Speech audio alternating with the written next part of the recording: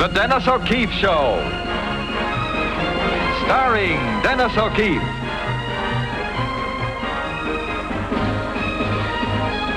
In All Around Town. Also starring Hope Emerson, Ricky Kelman, Eloise Hart, Eddie Ryder. Brought to you by Oldsmobile, in behalf of your local authorized Oldsmobile quality dealer.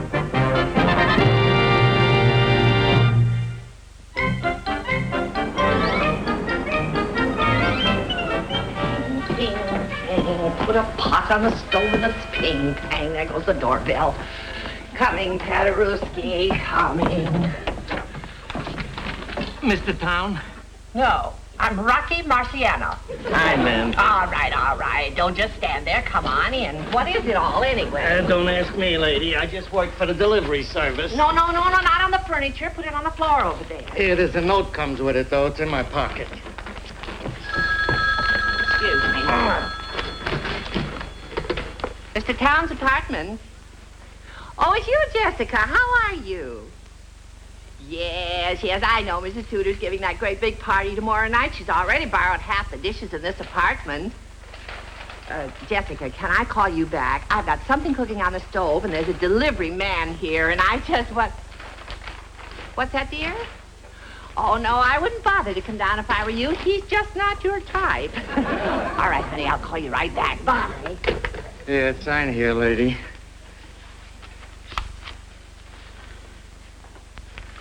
One thing I'd like to ask you. Go ahead. How come you retired, Rocky? Oh.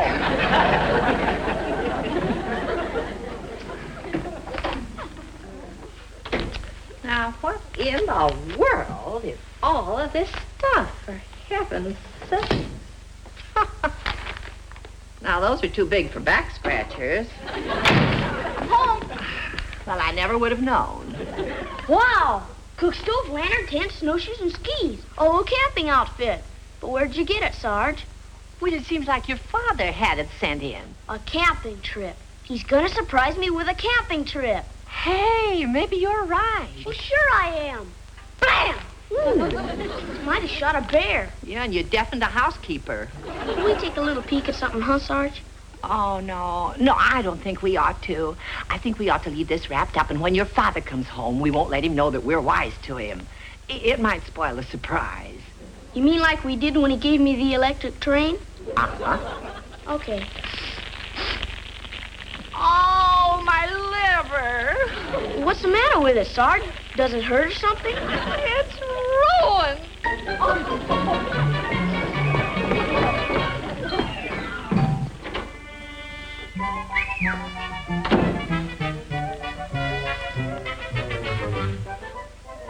Sarge?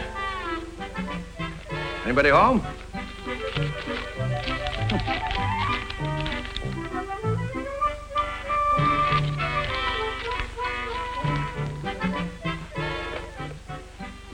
Give me the building superintendent, please. Boris, this is Hal Town. Will you get a man up here quick? I want a load of camping equipment out of here before Randy gets wise that I've got it and thinks I'm going to take him on a trip.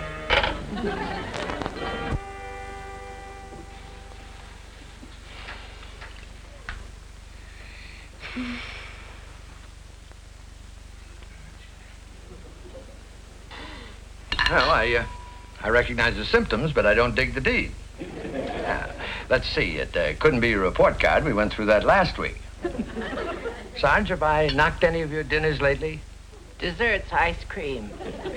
Well, don't you think it's chilly enough in here? No thanks, Sarge. No, thanks. You all right? Well, I'm all right, Dad. Well, good night. I've got homework to do. Yeah, well, you just leave. You haven't eaten.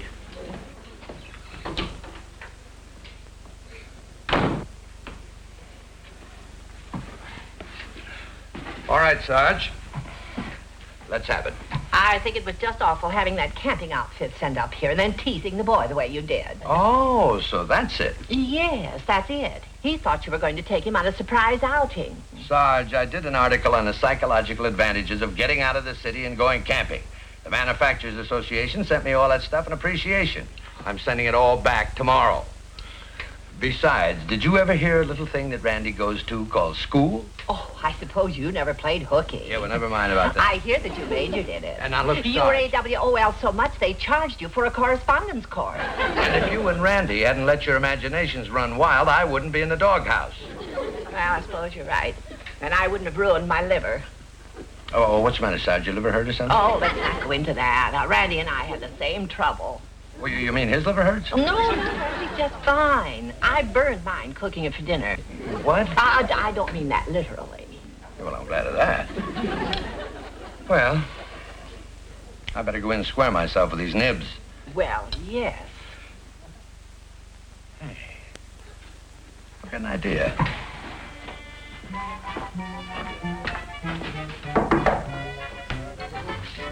And so I'll keep the camping things another day, and tomorrow night you and I'll have a camp out on the roof.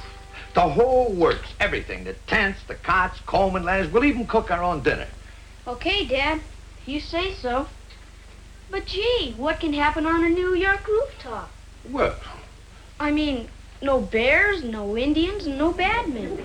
yeah, but Randy, there aren't any bears or Indians or bad men where we go camping either. But up in Maine, it could maybe happen.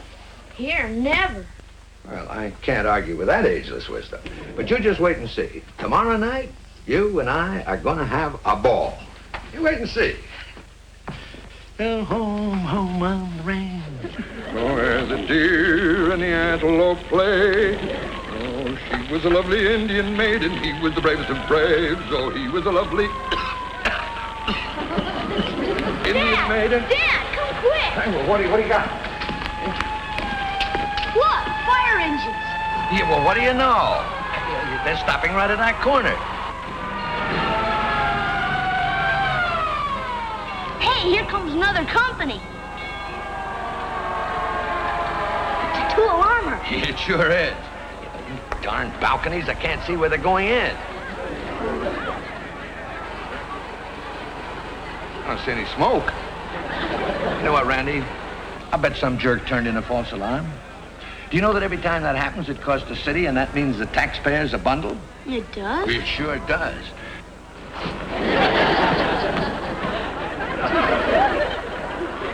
Might make a heck of a good column. I could take a big, hefty swing at those idiots that go around causing false alarms to be turned in. Costing the people money, risking lives. I sure wish I knew what that cost every time it happens. Exactly $433.12 for each company called out. Oh, thanks, sir. In this case, two companies, making a grand total of $866.24 because some idiot caused a false alarm to be turned in. Yeah, well, who did a thing like that?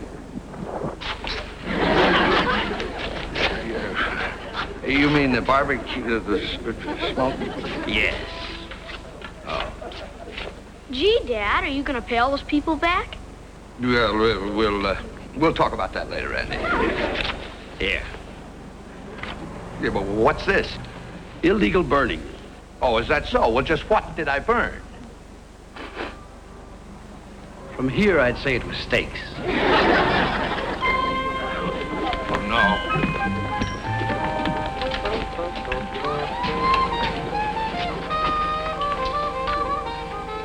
Don't forget the taxpayers. The steaks cost more than that.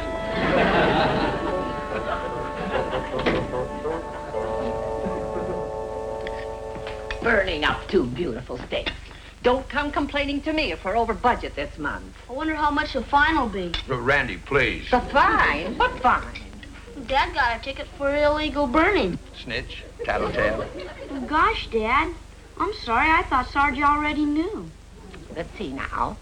2 steaks, probably be $10 for the fine. You forgot the wasted charcoal. Wasted charcoal.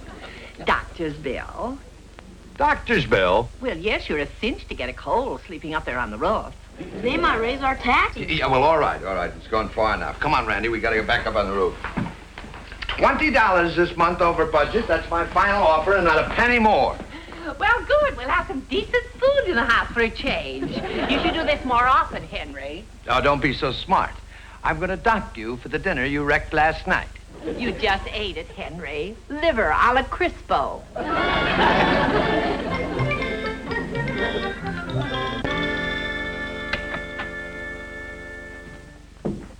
And if you see this man, notify your precinct police station. Do not attempt to apprehend him. He is armed and dangerous. He escaped this afternoon from the courthouse by somehow squeezing out through a locked revolving door. He answers to the name of Slippery Hawkins. We now return you to our program.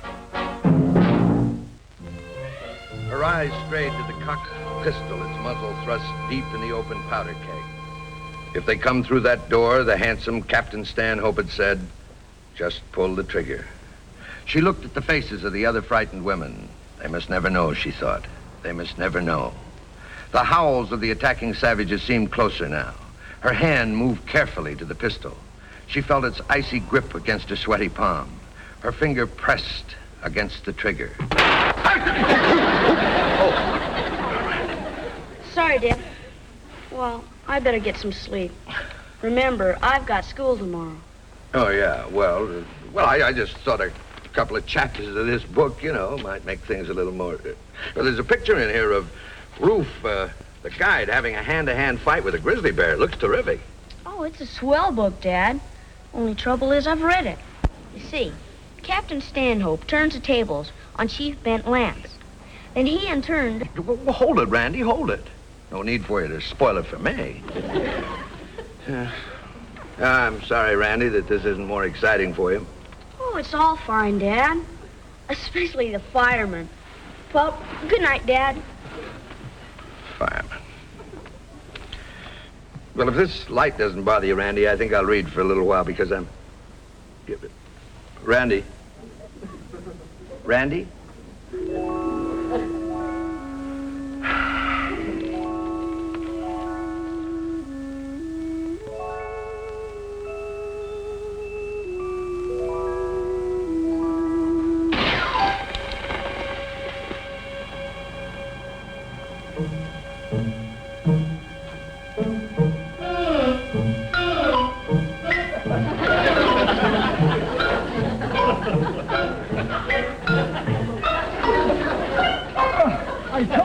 Stairway led to the roof.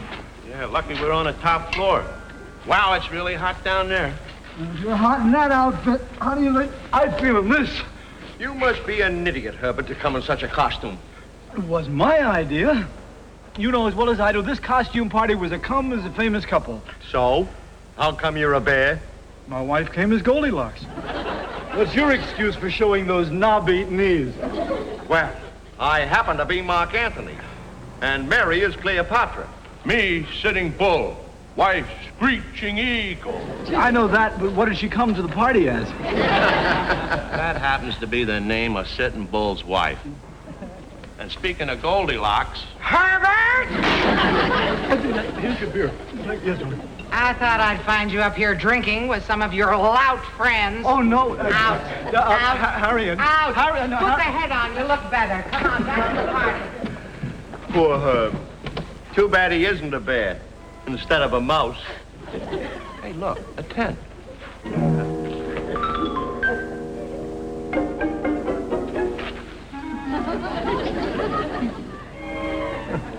Good evening.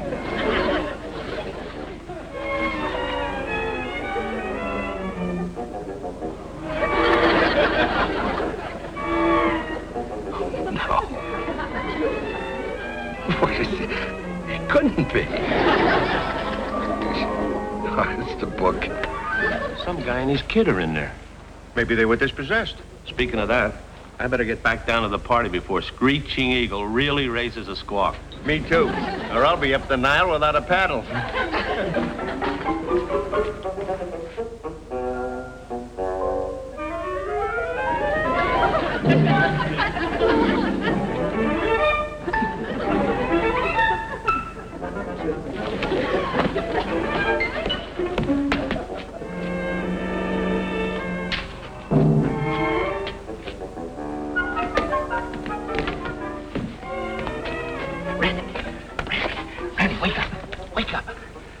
What is it, Dad? Yeah, Randy, look, a little while ago I was reading your book, see, and I looked up, and looking right at me through the tent flap was a great big, he was a chief, a kind of a, and I looked, well, what I'm trying to tell you is that you see this floated down after I looked, and I saw that, never mind, go back to sleep, you never believe me anyhow.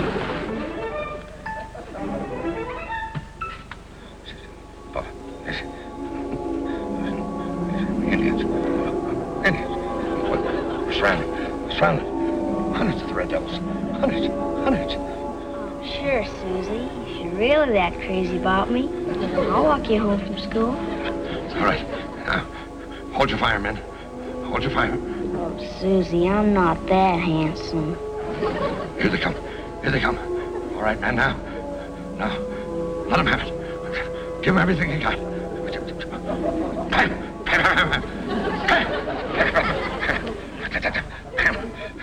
Dad, What did you do?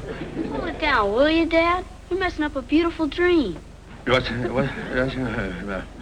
Now, let me see. Where was it? Oh, yeah. Walking home with Susie. Ah, this is wonderful. Now, come on over here. There's a night sky. It's wonderful with these costumes. Now, let's see what kind of No, you have to get out of here, Herb. Come on, please, get out of here. You know what I mean? Now, what kind of a pose could we have? Well, look. How about this? Yeah, now that's good. What's going on out there? Come on, let's hold it down, shall we? I can't get any sleep around here.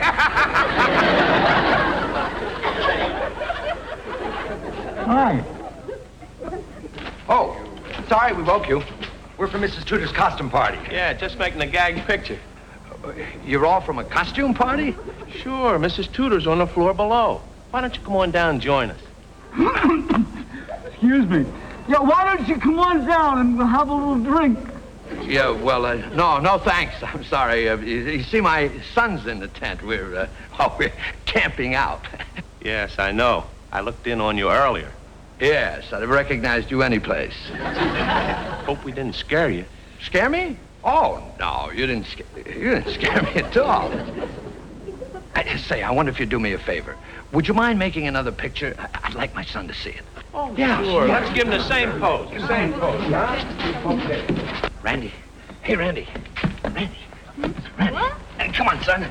Come on, wake up. Have I got a surprise for you? Well, what is it, Dad? Boy, did the firemen come back? No, they didn't. It's much better than that. You wait and see. Come on. Come on, Randy. Look.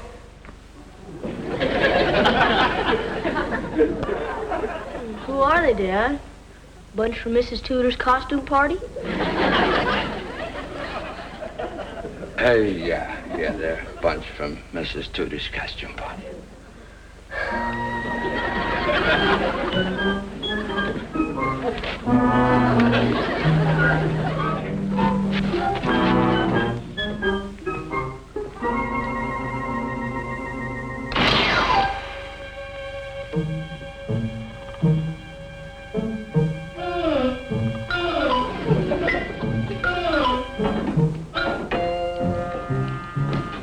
I think Slippery made the roof. Head in from the front. I'll take the fire escape. Now what? All right, Buster, hold it. Right where you are. Oh, stop it, please. You're no more crook than I am. Well, in that case, you must be Jesse James. Me, Jesse James? Oh, no, you got it all wrong. He was up here, but he went downstairs with Sitting Bull and the bear. Sitting Bull and a bear? Oh, come now. You know what's going on here as well as I do. I do? Sure you do. And I know who you're supposed to be, too. You're supposed to be Slippery Hawkins, that first-class louse that's been in all the papers lately. First-class louse. Tell me more. Yeah, I knew who you were as soon as I spotted the wardrobe. The world's worst-dressed man, they call him. You ever had lead poisoning? Oh, come on, please. Look, let me give you a tip. Stop hamming it up. Don't go around jamming guns at people. Real crooks don't act that way. They don't? No. And I'll tell you something else, too. If I were you, I'd get a gun that looks like a gun. Anybody can tell that that's a phony. You want to bet? Oh, now, why don't you be a good boy and go down to Mrs. Tudor's nice costume party and let me get a little sleep?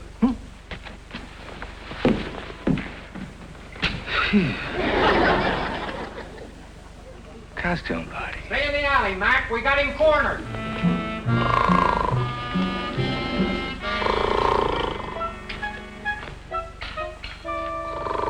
Costume party.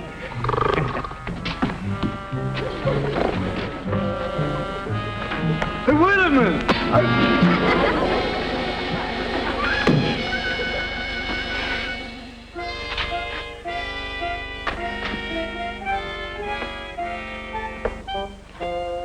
Up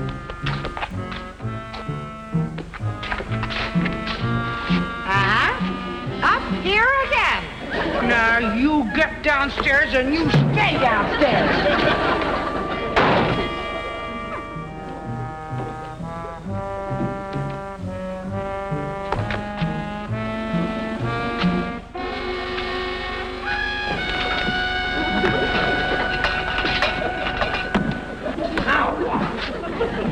That's far enough, Slippery. Stay where you are. Dabrowski, what are you doing up here? Mr. Town. Now, ain't that a nose for news? How'd you know about it so soon? We know about what? Look, we chased Slippery Hawkins up here on the roof.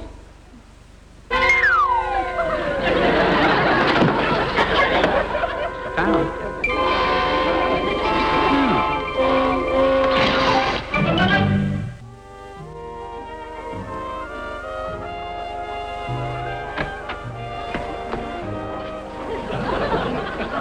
Now you stay here.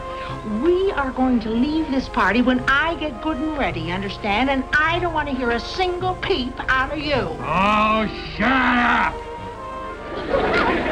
What did you say? I said close your yap and take your pards picking paws off of me or I'll belt you right in the smeller. Herbert. Now get in the bedroom and stay there till I tell you to come out.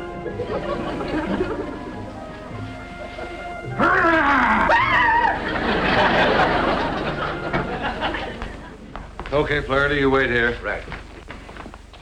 Well, good luck, Dabrowski. I see you caught him. No, this is Hal Town, the columnist. Yeah, you haven't caught him then? Well, no, we haven't, Mr. Tom, but don't worry. He's around here someplace. We'll get him. Now, look, we'll search every apartment in the building. You start with this end, I'll go down here. Okay, Flaherty, you come with me.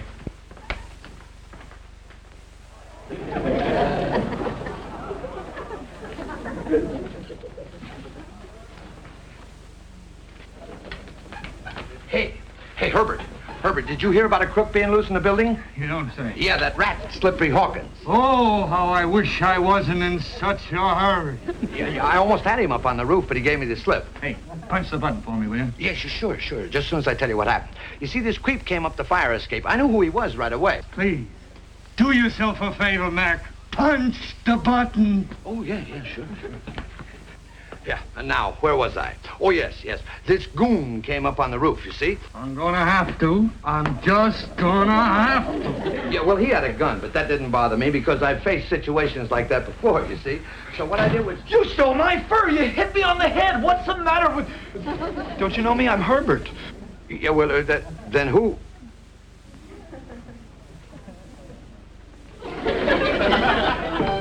Hawkins!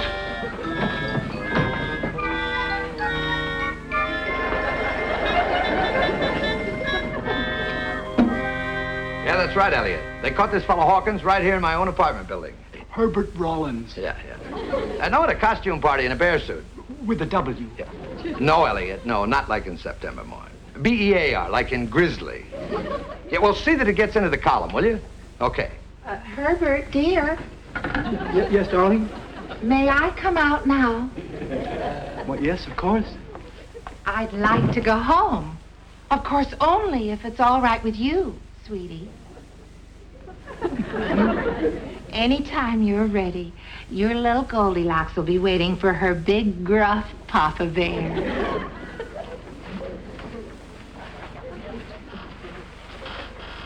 I don't understand it, but I like it.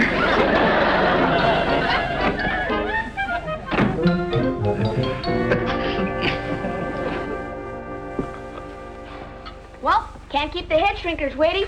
So long, Dad. Hey, bye, Randy. And thanks a lot for the camp out, Dad. It was a nice try. But it's like I told you, what can happen on a New York rooftop?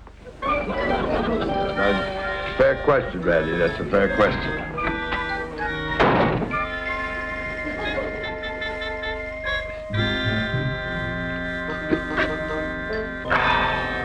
Shoot! It's all right. $25 board the budget, that a petty board.